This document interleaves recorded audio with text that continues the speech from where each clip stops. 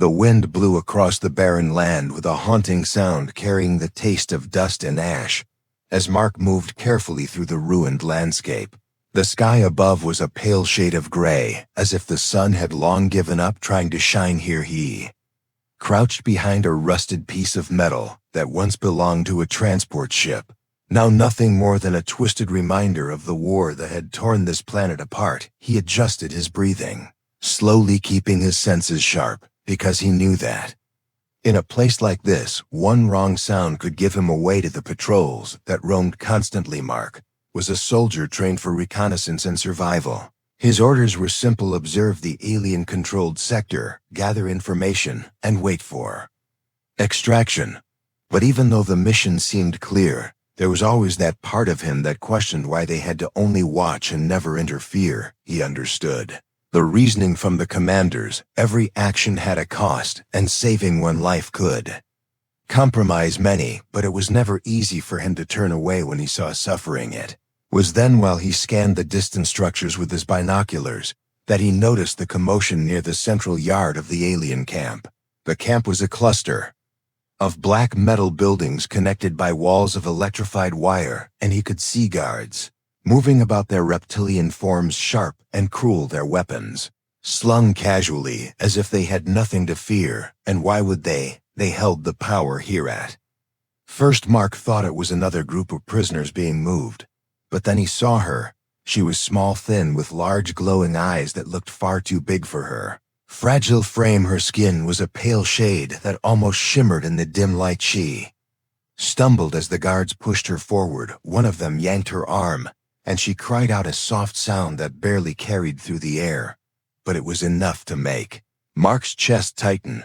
The alien girl could not have been more than a child yet. The guards treated her with brutal disregard. One shoved her to the ground. She fell hard, scraping her knees on the rough metal floor, but they only laughed and dragged her up again.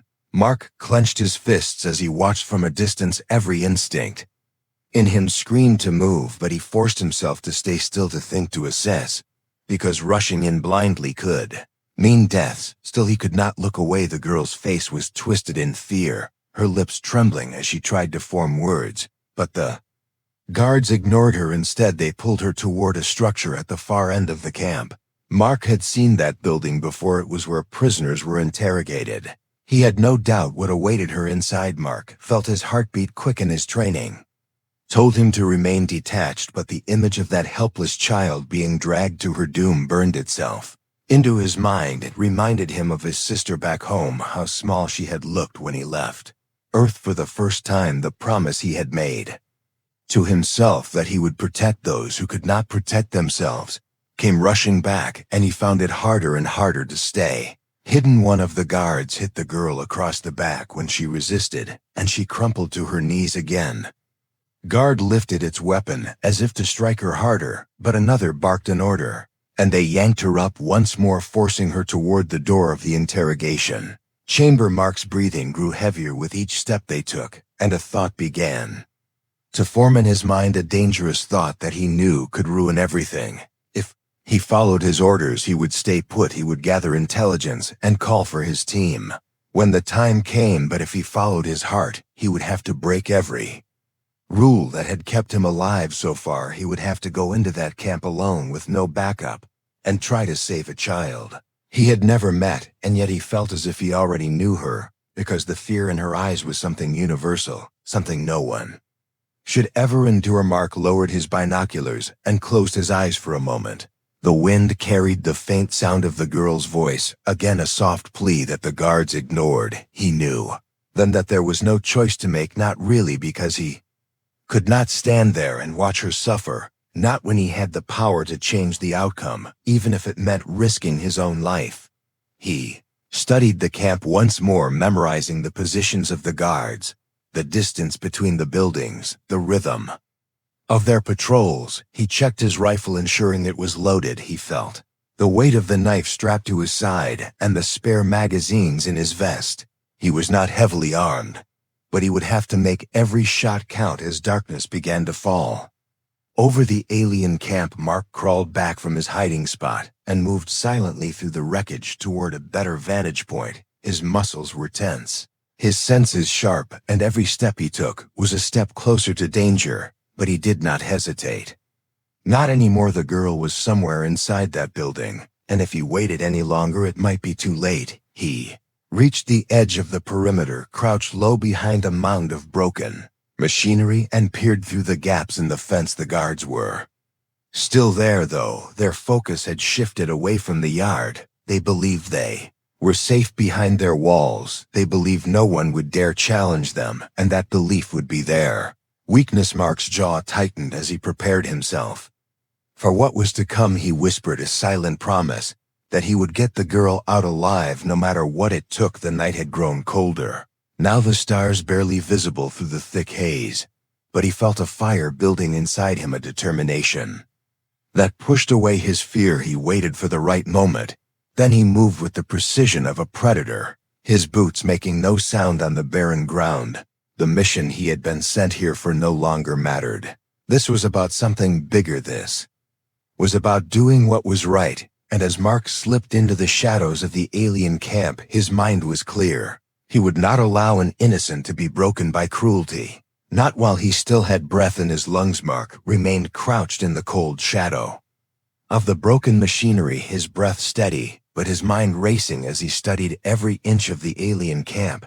He knew what he was about to do could cost him his life, and could destroy his mission, yet the image of the girl's frightened face filled his thoughts, and he could not turn away. He traced the movement of the guards with careful eyes. Their routine seemed predictable, but he also knew that one mistake could lead to his capture, or worse. He slowly backed away from the fence, just enough to find a small shelter under a collapsed beam where he could ready his gear. He removed the rifle from his back, checked the magazine, and adjusted the sight, then secured the knife on his belt. He had only 2 spare magazines and a single smoke grenade left from his standard kit. It was not much against the number of guards inside the camp, but he had no choice.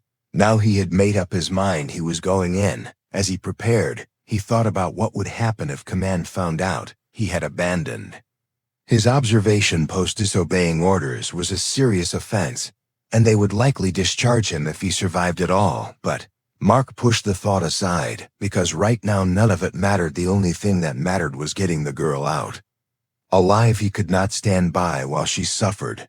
The night grew darker, and a thin mist began to roll across the ground, making it harder to see, but also giving him better cover. He waited for the guards to complete another round of patrol, and when they passed, he moved quickly and silently to the fence. He pressed his back against the cold metal barrier and studied the generator box powering the electric field. He could take it out with a well-placed shot, but that would alert every guard in the camp, so he decided to climb over, instead using a broken support beam leaning against the fence. With careful movements he scaled the beam, keeping his weight balanced so it would not creak or snap. When he reached the top, he swung one leg over then the other, landing softly on the other side. He crouched low in the shadows, his heart pounding in his chest. Every sound in the camp seemed amplified to him: the distant chatter of guards, the mechanical hum of the generator, the faint cries coming from the interrogation building. Mark kept low as he crossed the open yard, using every piece of cover he could find. Crates stacked near the barracks, the corner of a supply shed, the shadow of a towering communication tower. He moved like a ghost, unseen and unheard, but all the while he could feel the danger pressing in around him. He knew that if anyone spotted him, there would be no escape. When he reached the back of the interrogation building, he paused, his back pressed against the cold wall. He could hear muffled voices inside, the deep growls of the alien guards, and a softer sound that made his chest ache. It was the girl. She was crying, not loudly, but enough that he could tell she was in pain. He closed his eyes for a brief second, forcing his emotions under control. He could not let anger or sorrow distract him. Now he needed a plan. He circled the building until he found a maintenance hatch partially hidden by a stack of fuel containers. It was small, but just large enough for him to crawl through. He pried it open slowly and slipped inside, landing in a dim hallway filled with the smell of oil and metal. He stayed low, moving toward the sound of voices. The closer he got, the more he could make out the harsh words spoken in the alien tongue, the sound of something heavy striking the floor. Then the girl's frightened whimper. Mark peeked around the corner into the main chamber and saw two guards towering over the girl. One of them held a long electrified rod which it had just used to shock her. She was chained to a metal chair, her thin arms trembling as tears rolled down her cheeks. The sight made Mark's blood boil. He wanted to rush in and tear them apart, but he forced himself to wait for the right moment. He studied the room quickly. There were only two guards for now, but more could arrive at any moment. The only way out was the door behind them. He would have to take them down fast and silent. He tightened his grip on the rifle and took a deep breath. Then he stepped forward from the shadows and fired two precise shots. The first guard collapsed. Before it could react, the second spun around, raising its weapon, but Mark was already moving. He lunged forward, slamming the butt of his rifle into its chest, and then driving his knife deep into its side. The guard let out a strangled cry before falling to the ground. Mark rushed to the girl's side. Her eyes widened in shock and fear. As she saw him, she spoke something in her language, but he could not understand. He knelt beside her and held up a hand to show he meant no harm. She hesitated, but then slowly nodded as if realizing he was not one of her captors. He pulled a small tool from his pocket and began working on the chains. The metal was strong, and it took precious seconds to break them free. When she was finally released, she stumbled forward, nearly collapsing. Mark caught her in his arms, steadying her. She looked up at him, her wide glowing eyes filled with gratitude and confusion. He whispered softly, trying to reassure her, though he knew she could not understand his words. Took her hand gently and led her toward the back hatch where he had entered. But as they approached, he heard the sound of boots pounding down the hallway. Reinforcements were coming. They must have heard the gunfire. Mark cursed under his breath and quickly led the girl in the opposite direction. Heading for the main door, he kicked it open and ran into the night, the girl clinging tightly to his side. Alarms erupted across the camp. Lights flared to life, bathing the yard in harsh white beams. Mark knew he had little time. He sprinted toward the fence, scanning for a way out, but the gates were locked and the electric field still active. He would need to destroy the generator now, or they would be trapped. He pulled the smoke grenade from his vest, yanked the pin, and threw it toward the nearest group of guards. The thick cloud of smoke gave him a few precious seconds to move. He spotted the generator near the communications tower and aimed his rifle at its core. With a burst of fire, the device exploded in a shower of sparks, plunging one section of the fence into darkness. He grabbed the girl by the hand and ran toward the gap, ignoring the shouts and gunfire behind them. Bullets cracked past his ears, and he could feel the ground shake from the weight of the alien soldiers giving chase as they slipped through the hole in the fence. Mark knew the hardest part was yet to come. They had escaped the camp, but the aliens would not stop hunting them, and now they were alone in the vast hostile wilderness of the planet. His only thought was to keep moving and keep the girl safe. No matter what, Mark pushed himself forward through the dense alien forest, every step heavy with the weight of his gear, and the fragile alien girl who clung to his arm, her small hand gripping him tightly, as if afraid he might disappear. The trees around them were tall and twisted, their branches clawing at the night sky as the wind howled through the leaves, sending eerie whispers through the darkness. He could hear the distant roar of the alarms back at the camp, and he knew the guards were close behind, tracking their every move. He could feel the girl struggling to keep up, her legs trembling from exhaustion and fear. She was so light in his arms. When he finally decided to carry her, her glowing eyes turned toward him as if asking questions he could not answer. He whispered softly that everything would be fine, though he knew she could not understand his words, but it seemed to calm her, if only a little. She rested her head on his shoulder, and he felt a surge of determination. He would not let anything harm her. The forest was not safe. Mark knew that the aliens would use their drones to search from above and their trackers to sniff out their scent. He moved with care, choosing paths that were covered by thick foliage and avoiding open clearings every few minutes. He stopped crouched low and listened for any sign of pursuit. Sometimes he heard the faint hum of drones high above, and he would press himself and the girl against the roots of a giant tree, waiting for the noise to fade before moving again. As they traveled deeper into the forest, Mark thought about the choices he had made. There was no going back.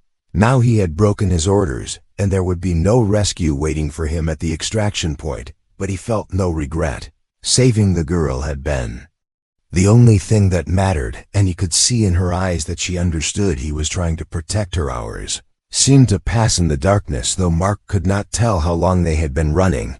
He was tired, his muscles aching from the constant effort, but he pushed himself harder because he knew the aliens would not stop. They would hunt them until they were caught or dead, and he would not allow that to happen. He finally found a narrow ravine where a small stream ran through the rocks. The sound of the water would help mask their movements, and he decided to follow it for a while. He set the girl down on a flat rock so she could rest. She looked at him with wide eyes, as if waiting for him to tell her what would happen. Next, he knelt beside her and gave her a small piece of dried ration from his pack. She hesitated at first, but then nibbled at it. Slowly, Mark took a deep breath, trying to plan their next move. He knew they could not stay in one place for long, but they also needed rest. He was about to pick her up again when a faint noise reached his ears. It was the low growl of alien voices carried by the wind. He froze and motioned for the girl to stay quiet. She seemed to understand because she held her breath, her small body pressed against him for safety. The voices grew louder, and Mark realized the aliens had split into hunting parties. One of them was already close. His heart pounded as he scanned the forest for a place to hide. He spotted a hollow space beneath the roots of a massive tree and guided the girl toward it. They squeezed into the narrow space, the roots curling around them like a cage. Mark wrapped his arms around her and covered her mouth gently to keep her from making any sound. Moments later, the alien hunters appeared, their reptilian silhouettes moving through the darkness, their glowing weapons casting eerie light on the trees. Mark could see the drones hovering above, scanning the ground. He held his breath, praying they would not notice the tracks leading to their hiding spot. The girl's small hand clutched his arm tightly, and he could feel her trembling. One of the aliens stopped only a few feet from the tree, sniffing the air. It turned slowly, as if sensing something. Mark's muscles tensed, ready to strike if they were discovered, but after a long moment, the alien moved on, barking orders to the others, and the hunting party continued deeper into the forest. Mark waited until the sounds of their pursuit faded. Before finally exhaling, he crawled out from the hiding place, pulling the girl with him, and they continued along the stream, this time moving even faster because he knew the aliens would eventually circle back and search again. The girl no longer needed to be carried. She walked beside him, holding his hand, her glowing eyes scanning the forest for danger. She was tired, but there was a quiet strength in her now, and it gave Mark hope. The terrain grew rougher as they climbed over rocks and pushed through thick underbrush. Mark could feel his body reaching its limit, but he forced himself onward. He remembered the extraction beacon he had brought, though he had been ordered not to use it unless the mission was complete. Now it might be there. Only chance. He pulled it from his vest and studied the coordinates. He would need to reach the ridge on the far side of the forest, where the beacon could signal a passing ship. The journey would not be easy. The ridge was miles away, and the aliens would be searching every inch of the forest, but Mark had no other choice. He tightened the straps on his pack, adjusted his rifle, and looked at the girl. She met his gaze with silent trust, and he felt a wave of determination. He would get her there, even if it cost him everything. As they moved closer to the ridge, the forest began to thin, and Mark could see the faint outline of the mountains ahead. But before they could reach it, a sudden explosion tore through the trees behind them. The ground shook and the girl screamed as fire lit up the night. Mark turned and saw alien soldiers advancing from every direction, their weapons ready, their voices echoing through the forest. They had found them. Mark grabbed the girl and ran toward the ridge, weaving through the trees as blasts of energy lit up the ground around them. He fired back when he could, but he knew he could not win a fight against so many. They needed to reach higher ground, where he could set off the beacon and hope someone would come. The girl clung to him as he pushed himself harder than ever before his lungs, burning his legs heavy. But he did not stop. He could hear the aliens gaining on them, and he knew they were running out of time. Mark pushed forward with every bit of strength he had left, his boots pounding on the uneven ground as the alien girl held tightly onto his hand, her small legs barely keeping up with his pace. But she did not let go, not even when the blasts from enemy weapons exploded around them, tearing apart the trees and filling the air with smoke and burning ash. The ridge was still far ahead, but Mark could see the faint outline of the steep slopes through the haze, and he knew they had to reach it, or they would never make it out alive. The forest around them was alive with the sound of the alien soldiers, closing in, their guttural voices echoing from all sides as they shouted orders to one another. The drones above scanned the ground with beams of red light that cut through the darkness, searching for any sign of movement. Mark pulled the girl close and dove behind a fallen tree as a pair of drones passed overhead, the hum of their engines so close he could feel it in his chest. He waited until they moved on before crawling out and urging the girl to keep running. His body was screaming in pain, but he ignored it. Every step was a battle as his muscles burned and his lungs fought for air. He could feel the exhaustion pulling at him, but he refused to stop because stopping meant death. The girl looked up at him with her wide, glowing eyes, and he could see the trust in them, and it gave him strength. He had to keep her safe, no matter what happened. They reached a clearing where the ground dropped sharply into a narrow gorge. A river roared at the bottom, churning with violent waves. Mark looked around for another way, but there was none. The aliens were behind them, and they could already hear the sounds of their boots crashing through the forest leaves. He turned to the girl, who stared at him with fear, but also a strange calmness. He told her to hold on tight, and without another thought he jumped into the gorge with her in his arms. The cold water hit him like a wall, and he was dragged under by the current. He clutched the girl to his chest, kicking hard to keep both of them afloat. The river pulled them through jagged rocks, and Mark's body was battered and bruised, but he held on, refusing to let go.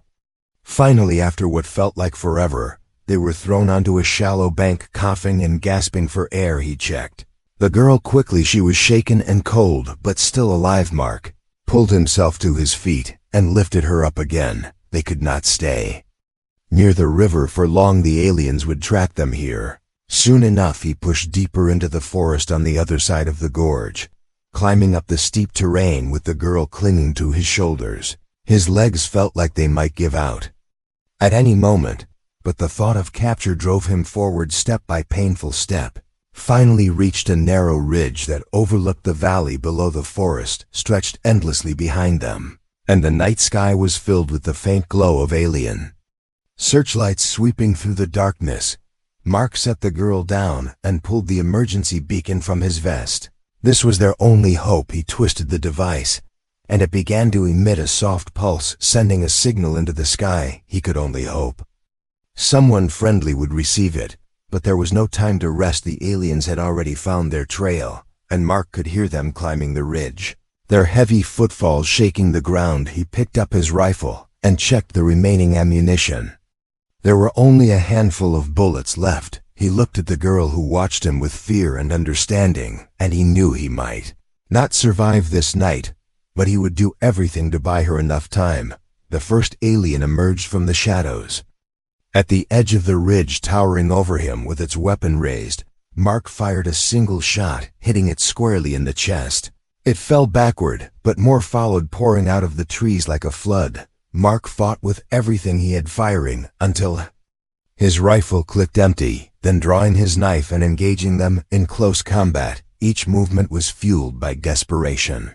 He could feel the strain in every muscle, but he did not stop. One of the larger aliens slammed into him, knocking him to the ground, his knife barely deflecting the blow. The girl screamed as the creature raised its weapon to strike, but Mark rolled away and drove his blade deep into its side. The alien roared in pain and collapsed, but another was already upon him. Mark struggled against its strength until he felt a sharp pain tear through his shoulder. He gritted his teeth and forced himself up, using the momentum to throw the alien off the edge of the ridge. Turned to the girl who was crouched near a rock, clutching a stick like a weapon, her glowing eyes filled with tears. He shouted for her to stay down as another wave of aliens approached. He was bleeding, and his vision was beginning to blur, but he stood his ground, determined not to let them reach her, no matter what. He could hear the faint pulse of the beacon behind him, and he prayed that help was on its way. Largest alien yet stepped forward, its armored body glinting in the dim light, and Mark knew this would be the hardest fight of his life. The creature charged at him with a roar, and he barely dodged its first strike, the force of the blow cracking the ground. Where he had stood, he swung his knife, but the alien caught his arm and twisted, sending pain shooting through his body. He fought back with everything he had, headbutting the creature and stabbing repeatedly until it finally loosened its grip. He tackled it to the ground, and after a brutal struggle managed to drive his blade into its throat. Mark staggered back, his entire body trembling with exhaustion and pain. He looked at the girl who was still safe behind him, and he felt a flicker of relief, but it was short-lived because he could see more alien shapes moving through the trees, their numbers seemingly endless. He picked up his rifle, even though it was empty, and prepared to make his last stand. Then in the distance, he heard a sound that made his heart leap, the roar of engines approaching from the sky. He turned to see a small dropship breaking through the clouds, its lights cutting through the darkness as it homed in on the beacon. The aliens roared in anger and fired at the ship, but it swooped low toward the ridge, its side doors opening as soldiers leaned out with weapons ready. Mark grabbed the girl and ran toward the ship, every step a struggle as the aliens tried to cut them off. He could hear gunfire from the soldiers above, striking the enemy and clearing a path. The ship touched down on the edge of the ridge, and Mark leapt inside with the girl. Just as the doors closed behind them, the engines roared again, lifting them away from the forest and the enemy below. Mark collapsed onto the floor, clutching the girl close. As the ship rose higher into the night sky, he could still feel the pain from his wounds and the weight of everything that had happened. But for the first time since the mission began, he felt a small measure of hope. Mark lay on the cold metallic floor of the dropship, gasping for breath as the engines roared around him, carrying them away from the burning forest below. The alien girl clung to him, her small body shaking from exhaustion and fear, but she would not let go, as if afraid he might disappear. He wrapped his arms around her tightly, his mind still spinning from the chaos of the fight and the weight of everything he had done.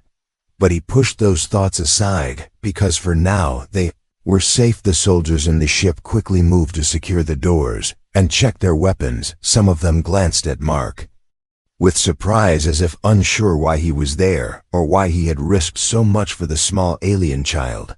But none of them questioned him. Yet one soldier, a tall man with a grim expression, knelt beside Mark and began checking his wounds. "You are lucky to be alive," he said, though his voice carried no judgment, only quiet respect. Mark winced as the soldier tightened a bandage around his shoulder, but he forced himself to stay conscious. He could not rest, not yet. The alien girl looked up at him, her wide glowing eyes filled with questions she could not put into words. He gave her a tired smile and brushed a strand of her hair away from her face, whispering softly that she was safe. Now she did not understand his language, but she seemed to feel the meaning behind his words because she leaned closer against him, letting out a soft sigh. The dropship climbed higher, breaking through the thick clouds into the open sky. Mark could see the planet's barren surface far below, now little more than a scarred landscape covered in smoke and fire. He wondered how many others like the girl were trapped on worlds like this, victims of cruelty and war who might never be saved. The thought weighed heavily on him, but he also knew he had done what he could. Even if it was just one life saved, it mattered. As the ship leveled out, one of the soldiers approached and asked why Mark had gone rogue. He knew the mission orders had been to observe only, and his decision could cost him his career. Mark looked at the man and simply said, "I could not stand by and watch her suffer." There was no anger in his voice, just quiet certainty. The soldier held his gaze for a moment, then nodded without another word. Perhaps he understood, or perhaps he knew. There was nothing more to say. The ship finally docked with a larger cruiser waiting in orbit. Mark stood slowly, his body weak from blood loss, but he refused help. He carried the girl in his arms as they stepped off the ramp into the bright, sterile corridors of the cruiser. She clung to his neck, watching the unfamiliar environment with wary eyes. The crew members stared as he passed, whispering to one another, but Mark ignored them. He only cared about getting the girl somewhere safe. A medical officer approached and gently reached for the child, but she buried her face in Mark's shoulder, unwilling to let go. He crouched down and spoke to her, softly telling her it was all right. The officer meant no harm. After a moment, she hesitated, then slowly loosened her grip and allowed herself to be led away. Mark watched as the officer wrapped a blanket around her small frame and guided her toward the infirmary where she would finally receive care and rest. Mark felt an emptiness as she disappeared through the doors, but also a deep sense of relief. He had done everything he could, and now she would live a life free from the horrors she had endured. He sat down heavily against the wall, his head leaning back as exhaustion finally began to overtake him. Later, a commander arrived to speak with him, her expression stern as she reminded him that his actions had violated direct orders. Mark listened quietly, knowing there was nothing he could say that would change the truth. When she asked why he had risked everything for the girl, he gave the same answer he had given before: because she was innocent and because doing nothing would have been worse than dying.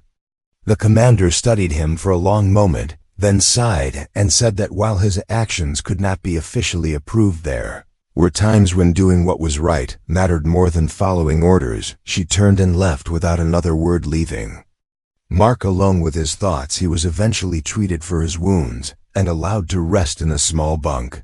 The hum of the ship around him was strangely comforting, but even as sleep began to pull him under, he could not stop thinking about the girl. He remembered the fear in her eyes when he had first seen her in the camp, and how it had changed to trust by the time they were rescued. It reminded him why he had chosen this path. Even if it had cost him everything, he would never regret it.